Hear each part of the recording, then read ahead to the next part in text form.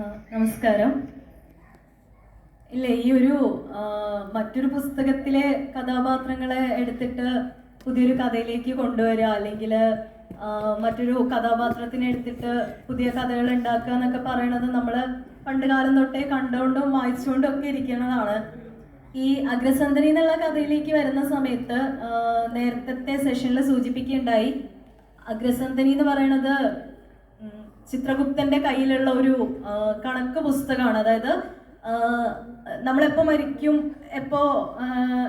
എപ്പോഴാണ് മരിക്കണേ എന്നുള്ളത് വളരെ കൃത്യമായിട്ട് എഴുതി വെച്ചിട്ടുള്ള ഒരു പുസ്തകം ചിത്രഗുപ്തന്റെ കയ്യിലുണ്ട് എന്നാണല്ലോ പറയണേ.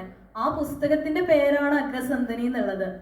അപ്പോൾ എനിക്ക് ശരിക്കും അതെൻ്റെ വായനയിൽ നിന്ന് തന്നെ എനിക്ക് കിട്ടിയിട്ടുള്ള കുറേയധികം കഥാപാത്രങ്ങളാണ്. കാരണം എന്നെ എല്ലായ്പ്പോഴും നോവലിലെ മരണങ്ങള് വല്ലാത്ത രീതിയിൽ സ്വാധീനിച്ചിട്ടുണ്ട്. നോവലില് മാത്രമല്ല, കഥകളിലെ ആണെങ്കിലും നോവലുകളിലെ ആണെങ്കിലും നമ്മൾ പ്രതീക്ഷിക്കാണ്ടിരിക്കണ നേരത്ത് മരിച്ചു പോണ ചില കഥാപാത്രങ്ങളുണ്ട്, അല്ലെങ്കിൽ ശരിക്കും നമ്മൾ അമ്പരപ്പിക്കണ വിധത്തിൽ മരിച്ചു പോകുന്ന ചില കഥാപാത്രങ്ങളുണ്ട്.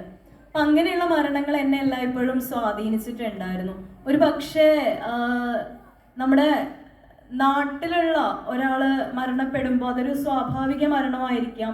അങ്ങനെ മരണപ്പെടുമ്പോൾ ഉള്ളതിനേക്കാളും നമ്മൾ അത്രയും നേരം വായിച്ച് വന്ന് ആ ഒരു ക്യാരക്ടർ അവിടെ പെട്ടെന്ന് മരിക്കുകയാണ്, യാതൊരു മുൻവിധിയും ഇല്ലാണ്ട് പെട്ടെന്ന് മരിച്ചു പോണ ക്യാരക്ടേഴ്സ് ഉള്ള കുറേ കഥകളും നോവലുകളും ഒക്കെ ഉണ്ട്. ഈ കഥാപാത്രം മരിക്കണ്ടായിരുന്നു എന്ന് നമുക്ക് വല്ലാണ്ട് തോന്നിപ്പോണ തരത്തിലുള്ള സാഹിത്യങ്ങളുണ്ട്. അങ്ങനെയുള്ള മരണങ്ങൾ എന്നെ വല്ലാതെ ഹോണ്ട് ചെയ്തിട്ടുള്ളതെന്ന് തന്നെയാണ് അഗ്രസന്ധനി എന്നുള്ള കഥ ഉണ്ടായിട്ടുള്ളത്.